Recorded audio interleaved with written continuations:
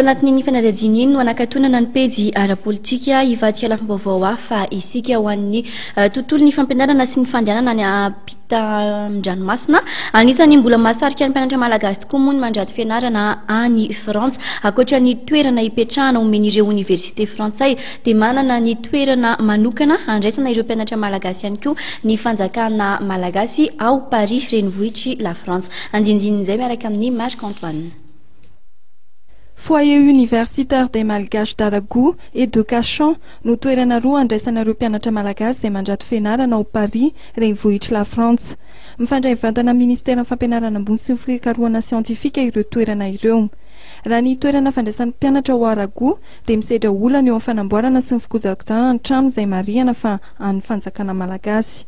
Araka ny fanazavana Andriamatoa Ramilard San Charles talenty toeram-pivatana mpianatra malagasy ity dia mitentina hatrany amin'ny 7,4 euro ny fanamboarana ny tanterahana tamin'ity taona 2024 ity.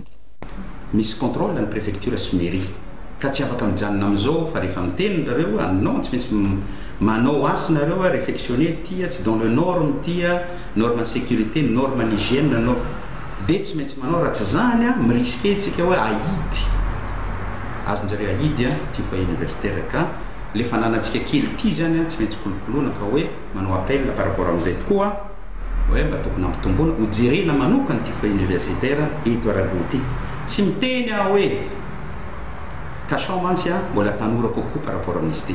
Cachan namboarin'ny président Tsiranana tamin'ny 1960 vita tamin'ny 62 mbola à peu près 50 ans.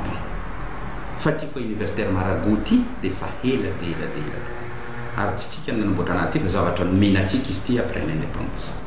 Ka be dia be mifidy-do ary ny conduite rehetra atao anatin'ity trano ty dia encastre daholo.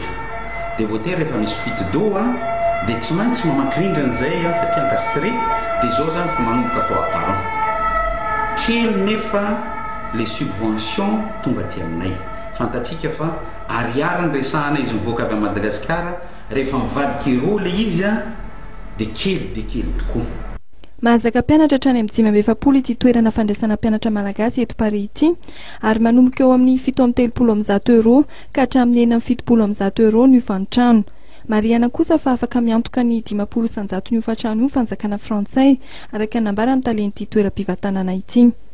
Ho an'ny ity mpianatra iray izay mandrato fianarana any Paris ity dia nanambara fa noho ny tsy fisian'ny taranja izay ianarany aty Madagasikara no antony nahasarika azy ny safidy any la France.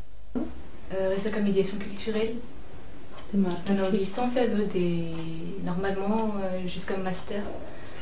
Mbola noy any ka satria le filière ataoko mantsy aty ny tena hoe mivelatra kokoa le na resaka débouché na tout. Any amintsika manko le filière ohatrany mbola tsy tena be mpanao déjà dia ny resaka hoe asa koa rehefa avy eo mbola manahirana ihany. No ezahana anara-penitra ity toeram-pivatana mpianatra ny Aragou ity satria dia ahitana salle de musculation, salle d'informatique ary ahitana ireny caméra de surveillance ireny manerana ny trano. Ahina kosa ho simba ny toerana raha toa ka tsy voakolokolo araka ny tokony ho izy.